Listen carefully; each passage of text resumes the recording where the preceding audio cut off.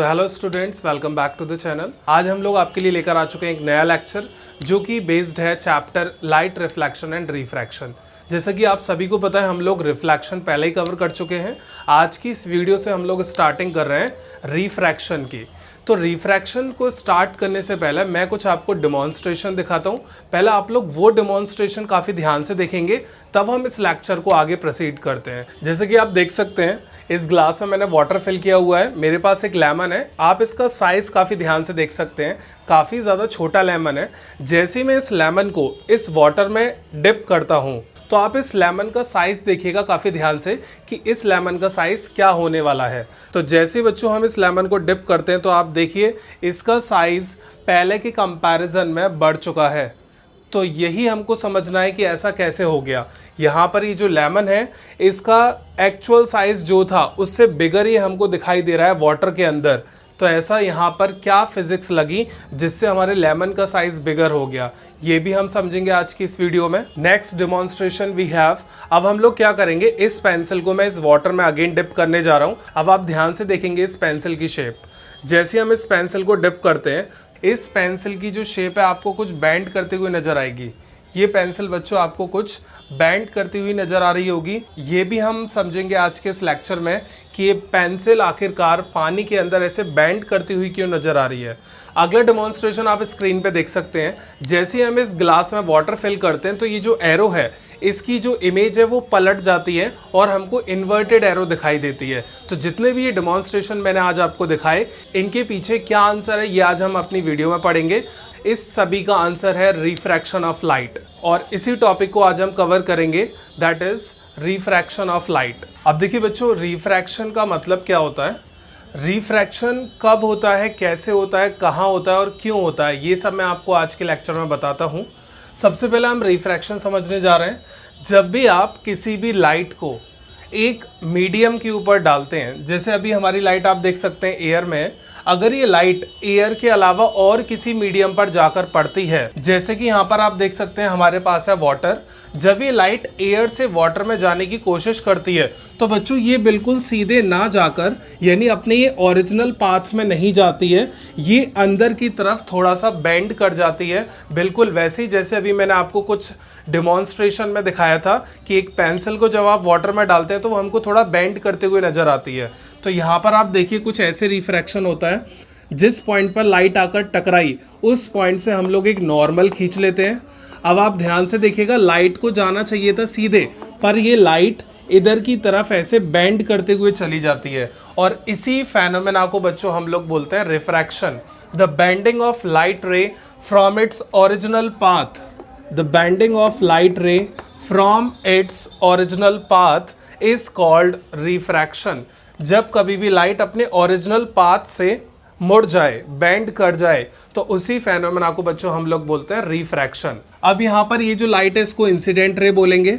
This light जो medium में आने के बाद बेंड हुई, दैट इज कॉल्ड रिफ्रैक्टेड रे। डॉटेड लाइन का जो रास्ता मैंने बनाया, दैट इज ओरिजिनल पाथ। ये इसका ओरिजिनल पाथ होता, पर एक्चुअल में ये है ओरिजिनल पाथ। नेक्स्ट वन, जब लाइट आती है तो नॉर्मल से जो एंगल बनता है, that is angle of incidence. जब लाइट मीडियम में जाने के बाद बेंड कर गई, तो ये जो बेंडिंग लाइट है, ये नॉर्मल से जो एंगल बनाती है, that is R. This is known as angle of refraction. This is your normal. तो ये फिगर का रिप्रेजेंटेशन आपको लेबल्ड आना चाहिए अच्छे से। अब बात करते हैं एक इंपॉर्टेंट पॉइंट की। तो बच्चों ध्यान रखिएगा, जब भी रिफ्रैक्शन होगा तो वहां पर दो मीडियम का होना बहुत ज़्यादा नेसेसरी है। जैसे एक मीडियम हमारे पास क्या था, एयर, इसके अलावा दूसरा मीडियम भी होना चाहिए। अगर दूसरा मीडियम नहीं है तो रिफ्रैक्शन कभी नहीं हो सकता है। अब यहाँ पर एक तरीके से हम जनरल अगर बात करें तो हम ऐसे बोलेंगे, अगर हमको रिफ्रैक्शन कराना है तो रिफ्रैक्शन कराने के लिए हमारे पास दो मीडियम होने चाहिए। First one is optically rarer medium, second one optically denser medium. अगर हमारे पास ये दो मीडियम होते हैं तो वहां पर रिफ्रैक्शन पॉसिबल है। अब हम ये समझते हैं कि ऑप्टिकली रेयरर और डेंसर मीडियम क्या होते हैं। अब बच्चों समझते हैं कि ऑप्टिकल रेयरर मीडियम क्या होता है। तो देखिए, ऑप्टिकल रेयरर मीडियम वो होता है जहां पर लाइट की स्पीड, बहुत ध्यान से सुनिएगा आप लोग, जहां पर लाइट की स्पीड बहुत ज़्यादा फास्ट हो, that medium is called optical rarer medium. Optical यहाँ पर बच्चों लाइट के लिए रिप्रेजेंट किया जा रहा है कि जब लाइट ऐसे मीडियम में जाए जहाँ उसकी स्पीड फास्ट रहे, that medium is called rarer. अगर हम बात करते हैं डेंसर मीडियम की, तो डेंसर मीडियम वो मीडियम होता है बच्चों जहाँ लाइट की स्पीड स्लो हो, that medium is called optically denser medium. तो ये दो मीडियम होते हैं। अगर ये दोनों मीडियम आपको सामने दिख रहे हैं, जैसे कि यहाँ आप देख सकते हैं ऑप्टिकली रेयरर हम इसे बोलेंगे क्योंकि यहाँ पर लाइट की स्पीड ज़्यादा है और वाटर में स्लो हो जाती है लाइट की स्पीड, दैट इज़ डेंसर। अगर मैं आपको बताऊँ लाइट की स्पीड होती कितनी है, तो बच्चों लाइट की स्पीड होती है 3 × 10⁸ मीटर पर सेकेंड इन वैक्यूम और एयर। आपको वैक्यूम और एयर के अंदर लाइट की स्पीड इतनी मिलेगी। This is the maximum value of light. अगर इन दोनों मीडियम के अलावा लाइट किसी और मीडियम में जाती है, third medium like glass, water, so and so, तो उन केसेस में स्पीड की वैल्यू इससे कम आएगी। ठीक है, तो यहाँ पर आप लोग ये ध्यान रखें कि मैक्सिमम स्पीड ऑफ लाइट आपको किस मीडियम में मिलेगी, इसमें, और ये हमेशा रेयरर की तरह ट्रीट होंगे। अब बच्चों मैं आपको इसमें एक इंपॉर्टेंट पॉइंट और बताता हूँ। हमने ये तो पढ़ा कि रिफ्रैक्शन होने के लिए दो मीडियम का होना जरूरी है, that is rarer and denser. और अगर मान लीजिए मैं कहूँ अगर ये दो मीडियम भी है तब भी रिफ्रैक्शन ना हो, क्या ऐसा पॉसिबल है? बिल्कुल, there is a big yes. अब कैसे, वही हमें समझना है। जैसे मान लीजिए कि हमारे पास चलिए दो मीडियम है, first one we have water here, इधर मान लेते हैं एयर। अगर लाइट रे किसी भी मीडियम पर परपेंडिकुलर डाली जाती है तो उस केस में बच्चों लाइट बेंड नहीं करती है, रिफ्रैक्शन नहीं होता है, वो अपने ओरिजिनल पाथ के थ्रू चली जाती है। यहाँ पर आपको एंगल आई और एंगल आर कितने मिलने वाले हैं? 0 डिग्री, क्योंकि यहाँ पर बनते ही नहीं है। This is the condition for no refraction, ये आपको याद रखना है। तो बच्चों ये है हमारा पहला केस जहां पर हमको नो रिफ्रैक्शन मिलेगा।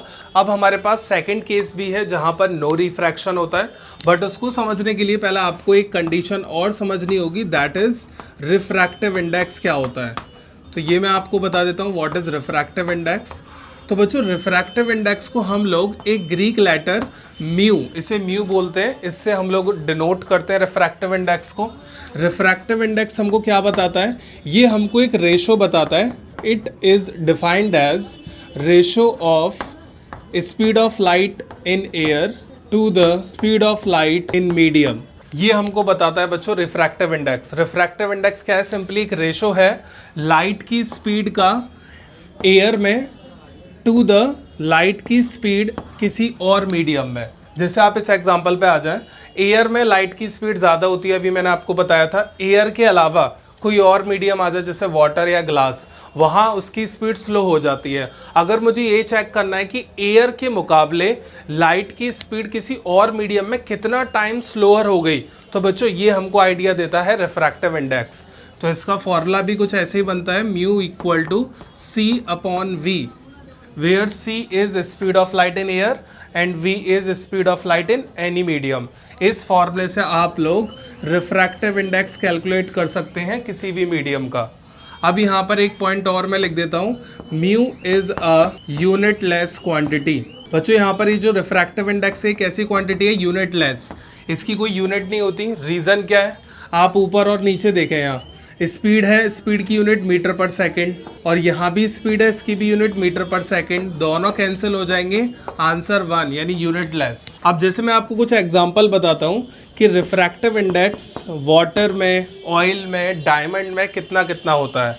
अगर हम बात करें रिफ्रैक्टिव इंडेक्स ऑफ वाटर, तो हम इस तरीके से लिखते हैं म्यू, जिसका भी आप रिफ्रैक्टिव इंडेक्स लिख रहे हैं उसके नीचे उसका सिंबल बना देंगे। वाटर का तो W, ऑयल का लिखेंगे O, एयर का लिखेंगे A।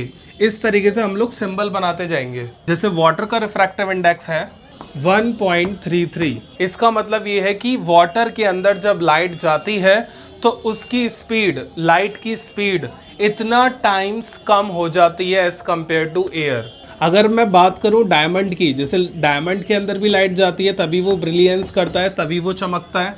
डायमंड का म्यू होता है 2.42।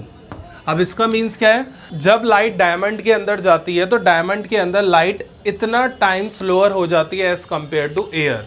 तो ये आइडिया देते हैं बच्चों हमें रिफ्रैक्टिव इंडेक्स। अब बात करते हैं कि सर आप नो रिफ्रैक्शन का केस पढ़ा रहे थे अभी हमें कुछ देर पहले। पहला मैंने आपको केस बता दिया अगर मुझे आपको दूसरा केस समझाना था तो उससे पहले आपको ये समझना था, तभी आप उसे समझ पाएंगे। अब हम देखते हैं कि सेकंड हमारा कौन सा नो रिफ्रैक्शन का केस है जहां पर लाइट रिफ्रैक्शन नहीं करती है। अगर मान लीजिए लाइट को हम किसी एंगल पे फेंकते हैं इस तरीके से, और यहाँ का रिफ्रैक्टिव इंडेक्स μ1 है, इधर का μ2 है, ठीक है। लाइट किसी मीडियम में थी, दूसरे मीडियम में जा रही है, तो पहले मीडियम का रिफ्रैक्टिव इंडेक्स μ1, दूसरे का μ2। अब जैसी लाइट दूसरे मीडियम में जाती है तो वो बिल्कुल स्ट्रेट चली जाती है ऐसे बच्चों, बिना किसी बेंडिंग के।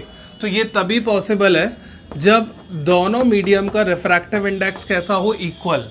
ये तभी पॉसिबल है जब दोनों रिफ्रैक्टिव इंडेक्स कैसे हो बच्चों, इक्वल। तो ये भी केस है हमारा नो रिफ्रैक्शन का। देख सकते हैं लाइट ने बिल्कुल बेंड नहीं किया, बेंड नहीं किया तो रिफ्रैक्शन नहीं हुआ। ये आपको बातें ध्यान रखनी है जब भी नो रिफ्रैक्शन की बात हो। These are only the 2 possible cases where we get the condition of no refraction. बच्चों हम लोगों ने रिफ्रैक्शन पढ़ लिया काफी वेल डिफाइंड मैनर में कि क्या होता है। अगर मैं सम अप करूं इसको तो रिफ्रैक्शन का सिंपल मीन्स होता है लाइट रे जाती है किसी और मीडियम में, जब वो किसी और मीडियम में जाने की कोशिश करती है तो वो अपने ओरिजिनल रास्ते से भटक जाती है और वो बेंड कर जाती है, और बेंड करना ही लाइट का किसी मीडियम में, that phenomena is called refraction. अब मैं आपको इसमें 2 इंपॉर्टेंट कंडीशन और बताता हूं।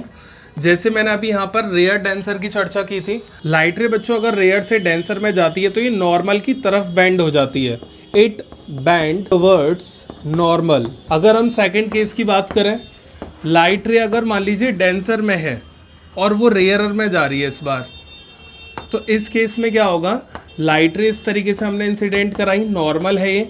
अब इस बार बच्चों लाइट रे नॉर्मल से दूर चली जाती है, कुछ ऐसे देख सकते हैं आप लोग दोनों डायग्राम में एक डिफरेंस। ये रेयर से डेंसर है, ये डेंसर से रेयरर है।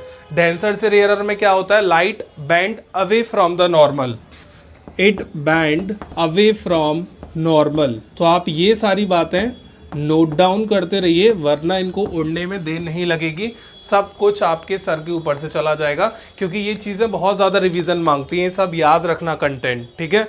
इसलिए आप लोग साथ के साथ इन्हें जॉट डाउन करें, तभी ये चीज़ें आप फॉरएवर याद रख पाएंगे। तो ये हमने कवर कर लिया रिफ्रैक्शन का इंट्रो। अब हम बात करते हैं रिफ्रैक्शन के लॉस की। जैसे हम लोगों ने बच्चों रिफ्लेक्शन के लॉस पढ़े थे, the same we going to cover laws of refraction. अब बच्चों हमारे पास फर्स्ट लॉ है, very simple and the same one जो हम लोगों ने पढ़ा था रिफ्लेक्शन के लिए, इंसिडेंट रे। अब देखिए मैं शॉर्ट में लिख रहा हूँ ना, incident ray IR, that is refracted ray and normal. वापस से सुन लीजिएगा मैंने क्या बोला, this is incident ray, this is refracted not reflected, it's refracted ray and normal all lie in the same plane. ये है बच्चों काफी सिंपल सा हमारा पहला लॉ ऑफ रिफ्रैक्शन। कहने का मतलब, have a look on the diagram, incident ray, this one is refracted ray and the normal, ये सभी एक ही प्लेन में लाई करते हैं। जैसे बोर्ड पर बने हुए हैं, लाइट आएगी इस तरीके से बैंड कर जाएगी, यानी एक ही प्लेन के ऊपर सब होगा। ऐसा नहीं लाइट आई तो बैंड इधर कर जाए, तो यहाँ पर सारी चीजें एक ही प्लेन में मिलेंगी, that is called the first law. Now we have second law. देखिए सेकेंड लॉ बहुत ज़्यादा इंपॉर्टेंट है and it is also known as Snell's law. Second law को हम लोग बोलते हैं स्नेल्स लॉ के नाम से, very famous and important one. अभी बोलते क्या है सुनिएगा। अब देखिए ये जो मैंने डेफिनेशन लिखी है, अगेन वेरी क्रूशियल वन, बहुत ध्यान से हम लोग इसे समझते हैं। इट इज रिफाइंड एज, यहाँ से कहानी स्टार्ट होती है असली। ये एक रेशो होता है किस किस का, अगर हम इंसिडेंस एंगल का साइन लें, ट्रिग्नोमेट्रिक का साइन, और सेम एंगल ऑफ रिफ्रैक्शन का भी साइन लें, तो आप जब इनका रेशो करेंगे तो आपको वो कांस्टेंट मिलेगा, और कांस्टेंट में भी क्या मिलने वाला है, वो आपको एक रिफ्रैक्टिव इंडेक्स देगा। कैसे देखिए, जैसे कि मान लीजिए we have air here, water, light जाने की कोशिश करती है एयर टू वाटर, ये लाइन होती है, इसको बच्चों जनरली हम इंटरफेस बोलते हैं। We have air water interface, ठीक है, एयर और वाटर है और ये जो लाइन है दैट इज इंटरफेस। अब मान लीजिए लाइट को हमने फेंका, लाइट गई, बैंड हो गई, एंगल नोट कर लिए that is I and R। फिर लाइट को मैंने किसी और एंगल पे फेंका, ये है I डैश मान लीजिए, बैंड किसी और एंगल पे कर गई that is R dash. Again light को किसी और एंगल पे फेंका मैंने I डबल डैश, बैंड किसी और एंगल पे कर गई R double dash. Same interface है बच्चों यहाँ पर एयर टू वाटर, बट यहाँ पर आप देख सकते हैं लाइट को हमने अलग अलग इंसिडेंट कराया और अलग अलग इंसिडेंट कराने से हमको डिफरेंट एंगल ऑफ रिफ्रैक्शन मिले। आप स्नेल्स कहते हैं अगर आपका इंटरफेस सेम है अलग अलग इंसिडेंट एंगल्स के लिए और रिफ्रैक्शन एंगल के लिए, तो आप क्या करिए, इन सभी का sine I upon sine R करें। यानी पहले आप क्या करिएगा, फर्स्ट केस का sine I by sine R, फिर सेकंड केस का sine I by sine R. Second में क्या है angle I dash upon R dash, अगले में क्या है sine I double dash upon sine R double dash.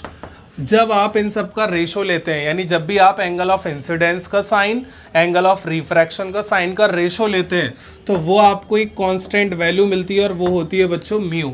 अभी मैंने आपको बताया था दैट इज रिफ्रैक्टिव इंडेक्स, जो कि ये बताता है कि लाइट किसी मीडियम में जाके कितना स्लोअर हो गई है। और यहाँ पर हम ऐसे भी लिख सकते हैं जैसे लाइट जा रही है बच्चों फर्स्ट मीडियम से सेकंड में, तो इस तरीके से लिखा जाता है light going from first medium to second, या फिर रिफ्रैक्टिव इंडेक्स, आर आई का मतलब refractive index of first with respect to second. तो बच्चों ये है हमारे दो लॉज, जिसमें कि इंपॉर्टेंट है second law that is called as Snell's law. Again repeating, जब भी आप एंगल ऑफ इंसिडेंस और एंगल ऑफ रिफ्रैक्शन का साइन लेंगे तो आपको एक कांस्टेंट वैल्यू मिलेगी जो कि होगी रिफ्रैक्टिव इंडेक्स, और सिंबल होता है इसका म्यू।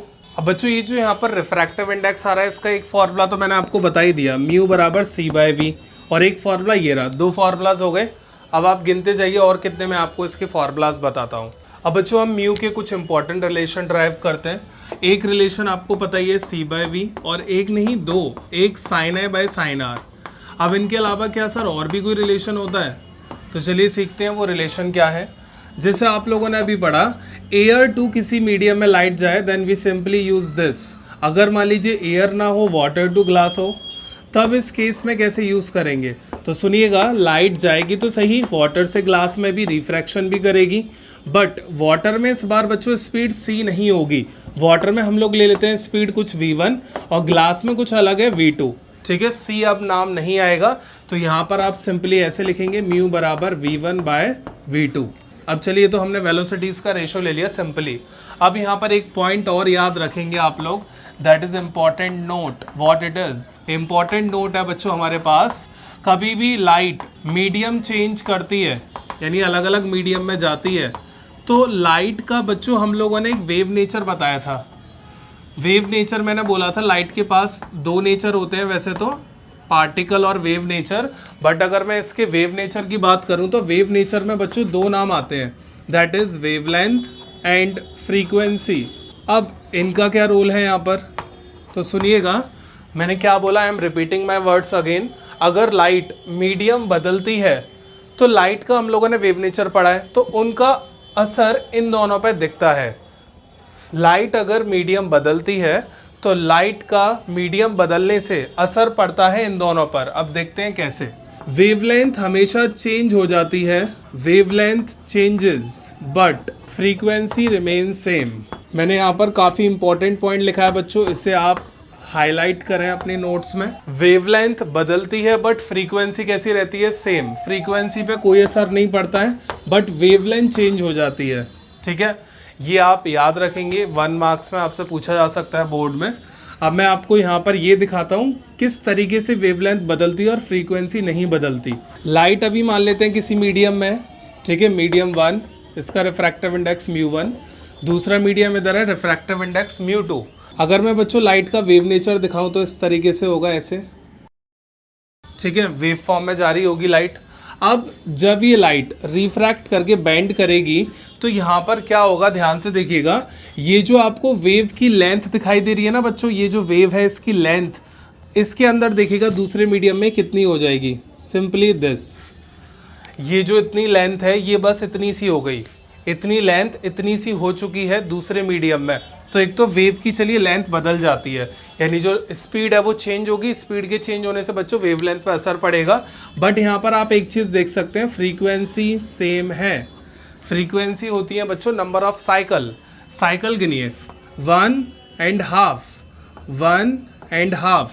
आपको साइकिल सेम दिख रही है, तो साइकिल अगर सेम होती हैं मीडियम बदलने से तो हम कहेंगे फ्रीक्वेंसी सेम रहती है, बट वेव की लेंथ सेम नहीं रहती है, वेव लेंथ बदल जाती है। तो यहाँ पर अगर वेव लेंथ की बात करें λ1 फ्रीक्वेंसी f, वेवलेंथ λ2 और फ्रीक्वेंसी f। आप जानते हैं ना इन सिंबल को, लैम्डा वेवलेंथ का सिंबल होता है। अब बात करते हैं इनके टर्म्स में म्यू का फॉर्मूला। तो सुनिएगा, एक रिलेशन होता है म्यू बराबर c बाय लैम्डा, इसको आप याद करेंगे। फ्रीक्वेंसी का सिंबल है, इसको f से भी डिनोट करते हैं, f equal to c by lambda. ये c है स्पीड ऑफ लाइट, ये वेवलेंथ। अगर मैं स्पीड ऑफ लाइट ना लिखकर किसी मीडियम की स्पीड लिखूं तो ये बन जाएगा, स्पीड का फॉर्मूला आ जाएगा फ्रीक्वेंसी इंटू लैम्डा। तो याद रखिएगा स्पीड का एक और फॉर्मूला होता है, that is frequency into wavelength. अब आपने म्यू क्या पढ़ा था बच्चों अभी, v1 बाय v2। अब यहाँ पर क्या करिए, v1 यानी पहले मीडियम में स्पीड, स्पीड का फॉर्मूला क्या है, फ्रीक्वेंसी इंटू वेवलेंथ। तो यहाँ 1 लगा देंगे, यहाँ मत लगाना क्योंकि फ्रीक्वेंसी सेम है।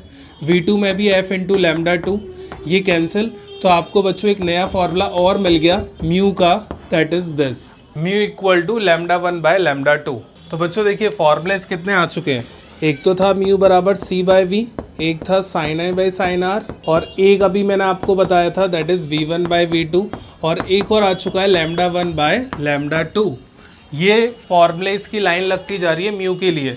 और यहाँ पर आप नोटेशन लिख सकते हैं लाइक एयर टू वाटर जा रही है, ऐसे फर्स्ट से 2 में जा रही है, तो इस तरीके से म्यू 1 से 2, इस तरीके से हम इसमें सिंबॉलिक फॉर्म भी लिखते हैं। अब क्या और फॉर्मूलाज हैं, आप लोग सोच रहे होंगे सर यहाँ तो फॉर्मूले पे फॉर्मूले का अटैक हो रहा है। अब देखिए एक फॉर्मूला और है जो हम पढ़ने वाले हैं म्यू के लिए, चलिए समझते हैं। अब बच्चों बात करते हैं हम म्यू का एक और नया रिलेशन। तो देखिए यहाँ पर मैंने अगेन एक इंटरफेस बना रखा है मीडियम 1 एंड मीडियम 2। ये ग्लास सपोज कर लें, इसको वाटर, स्पीड अलग अलग है दोनों मीडियम में।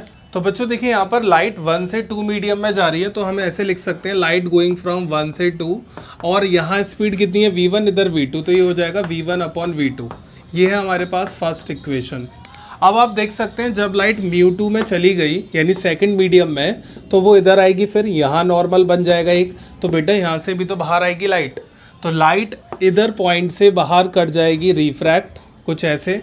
और जब ये रिफ्रैक्ट करेगी तो किस मीडियम में जा चुकी है, फर्स्ट में, फर्स्ट से थी फर्स्ट में ही आ चुकी है रिफ्रैक्ट करके।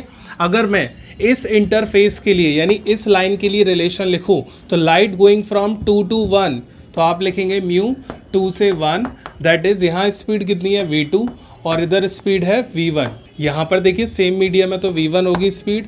अब यहाँ पर इसे सेकंड इक्वेशन नाम दें और हम दोनों को करने जा रहे हैं बच्चों मल्टीप्लाई, ये रिलेशन निकालने के लिए कर रहे हैं।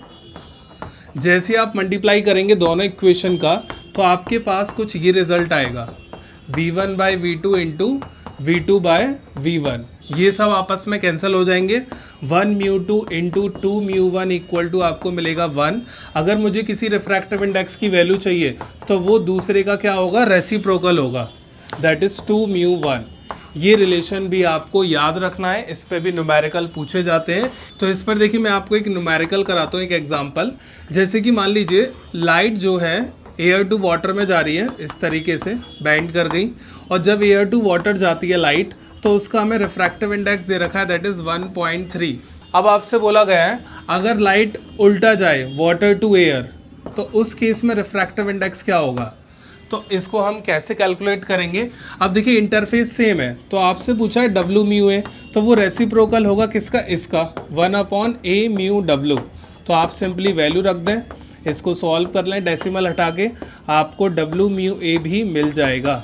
तो इस तरह की प्रॉब्लम में यूज़ किया जाता है ये रिलेशन। एक इंपॉर्टेंट नोट और है, जब हम ऐसे लिखते हैं 1 μ2 तो इसको ओपन भी किया जाता है। कैसे, पहले आप यहाँ का रिफ्रैक्टिव इंडेक्स लिखेंगे μ2, फिर आप जो इसके पीछे नंबर है उसका रिफ्रैक्टिव इंडेक्स लिखेंगे।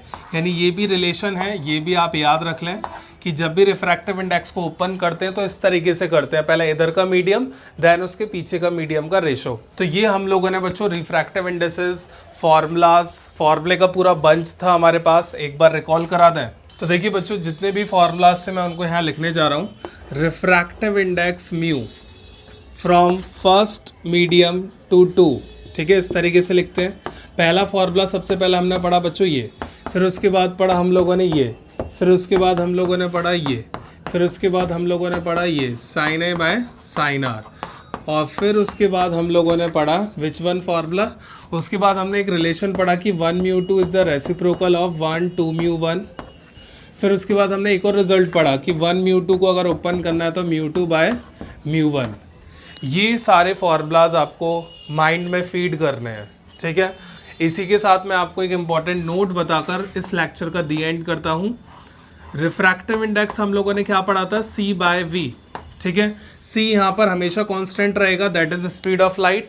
तो यहाँ ये ध्यान रखेंगे कि जो रिफ्रैक्टिव इंडेक्स होता है बच्चों, वो स्पीड के इनवर्सली प्रोपोर्शनल होता है। ये भी पूछ लिया जाता है कि रिफ्रैक्टिव इंडेक्स स्पीड के डायरेक्टली या inversely. Always remember it is inversely proportional. जैसे जैसे स्पीड आपको ज़्यादा मिलेगी मीडियम में, वैसे वैसे उस मीडियम का म्यू कम होता जा रहा होगा। ये बच्चों एकदम सही बात कर रहा है, क्योंकि लाइट की स्पीड अगर ज़्यादा मिल रही है, ज़्यादा कहाँ मिलती है, ऑप्टिकली रेयरर मीडियम में। अगर वहाँ आपको ज़्यादा मिल रही है तो उसका म्यू कैसा होगा, कम, क्योंकि वो लाइट को कम रोकेगा। अगर हम बात करते हैं इसके रिवर्स प्रोसेस की, अगर आपको स्पीड किसी मीडियम में कम मिल रही है तो इसका मतलब वहाँ पर म्यू ज़्यादा हो गया है और लाइट की एनर्जी को कोई खींच रहा है वहाँ पर, जिससे उसकी स्ट्रेंथ लो हो रही है और वहाँ पर लाइट की स्पीड कम हो रही है। तो बच्चों आज के लिए इतना ही रखते हैं। बहुत ज़्यादा डिटेल स्टडी हम लोगों ने कर ली है, सारी चीज़ें आप लोगों ने जॉट डाउन कर ली होंगी, इनको रिवाइज करें। अब हम आपसे मिलते हैं अपने नेक्स्ट लेक्चर में।